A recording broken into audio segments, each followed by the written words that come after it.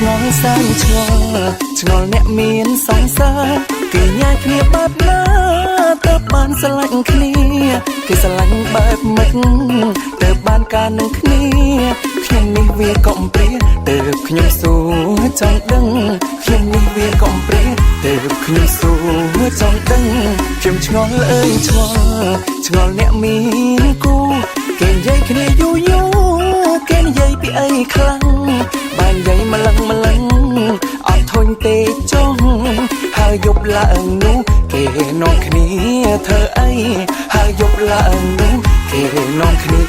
ធ្វើអីខ្ញុំឆ្ងល់ណាស់ឆ្ងល់អ្នកមានសង្សារគេនាំគ្នាទៅណាពេលទៅនេម្ដងបើទៅញ៉ាំអីឃើញតែសាងសងឃើញបងបច្ចុកអូនចោះខាងស្រីអត់ដៃឬឃើញបងបច្ចុកអូនចោះខាងស្រីអត់ដៃឬខ្ញុំឆ្ងល់ខ្លាំងណាស់ពេលមានស្នេហាគេធ្វើបែបណា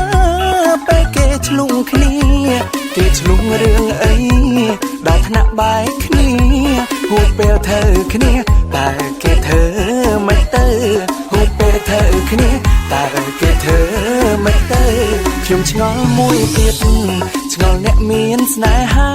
បើបែកគ្នាកាលណាគេយំដែរអត់ម្ដងឆ្លុះម្ដងធ្វើ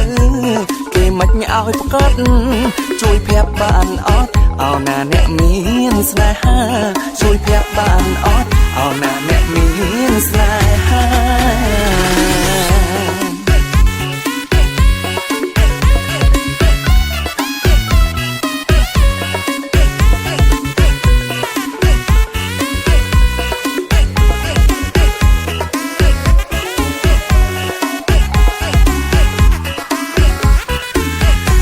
ខ្ញុំឆ្ងល់សែនឆ្ងល់អ្នកមានសង្សារគេញ៉ាយគ្នាបែបណា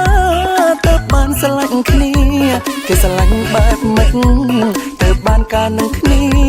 ខ្ញុំនេះវាកំព្រាទៅ